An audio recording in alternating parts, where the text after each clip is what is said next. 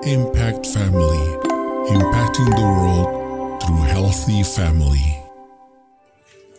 Selamat berjumpa kembali saudara-saudara dalam merenungkan firman Tuhan di malam hari bersama keluarga. Saya harap ya ada orang tua, ada anak, semuanya berkumpul siap merenungkan firman Tuhan. Saudara-saudara, pada waktu Tuhan Yesus ada di dunia ini, dia populer di Israel, dan kemana saja dia pergi orang selalu datang berbondong-bondong ingin mendengarkan pengajarannya dan ingin melihat perbuatan-perbuatan ajaib yang dilakukan. Nah, saudara, pada suatu kali, ini di Lukas 6 ayat 6, pada suatu hari Sabat lain, Yesus masuk ke rumah ibadat lalu mengajar. Di situ ada orang yang mati tangan kanannya. Ya, sakit apa saudara? Mati sebelah ini ya, tangan kanannya. Dan saya ceritakan ya, kemudian di situ ada orang Farisi, ada ahli Taurat, dan semuanya mereka memperhatikan, ayo apa yang mau dilakukan ini Tuhan Yesus ya. Karena mereka selalu sangat menjaga ketat hari Sabat. Orang tidak boleh bekerja. Jadi Tuhan Yesus lalu bertanya ya, menurut kamu kalau hari Sabat itu boleh berbuat baik atau berbuat jahat? Menyelamatkan nyawa orang atau membinasakan? Nah, ini ayat 9 ya. Tapi semuanya tidak ada yang menjawab. Akhirnya Tuhan Yesus berkata apa? Sesudah itu ia memandang sekeliling kepada mereka semuanya, lalu berkata kepada orang sakit itu, ulurkan tanganmu. Dan orang itu berbuat demikian, dan sembuhlah tangannya.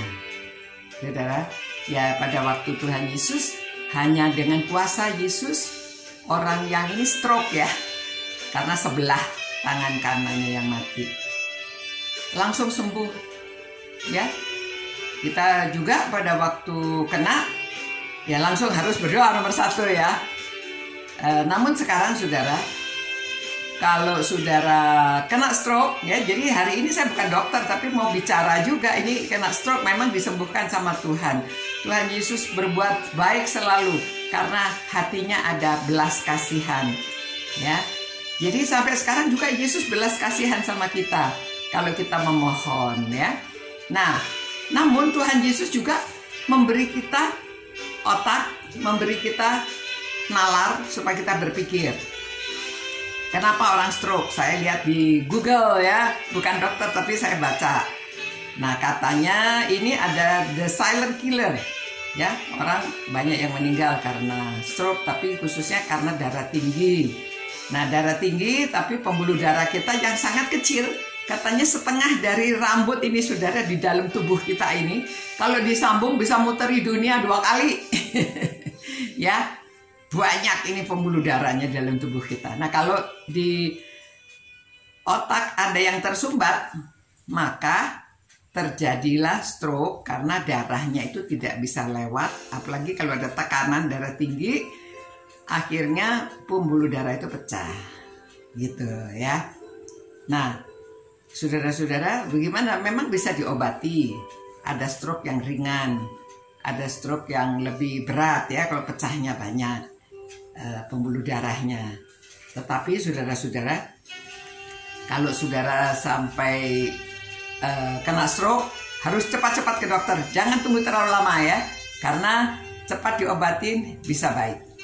Ya, saya punya kenalan saudara, ada ipar, ada keponakan.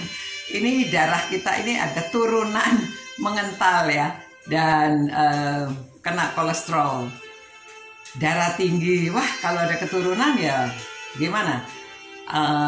Itu sebabnya perlu diobatin. Kalau saudara punya darah tinggi juga harus selalu diobatin. Makan obat darah tinggi yang dosisnya kecil, dan juga makan pengencer darah ya. Kalau apalagi sudah ada umur, kita makan pengencer darah karena supaya darahnya itu lancar ya di dalam tubuh kita. Oke, jadi jangan saudara kalau pas darah tinggi naik minum obat.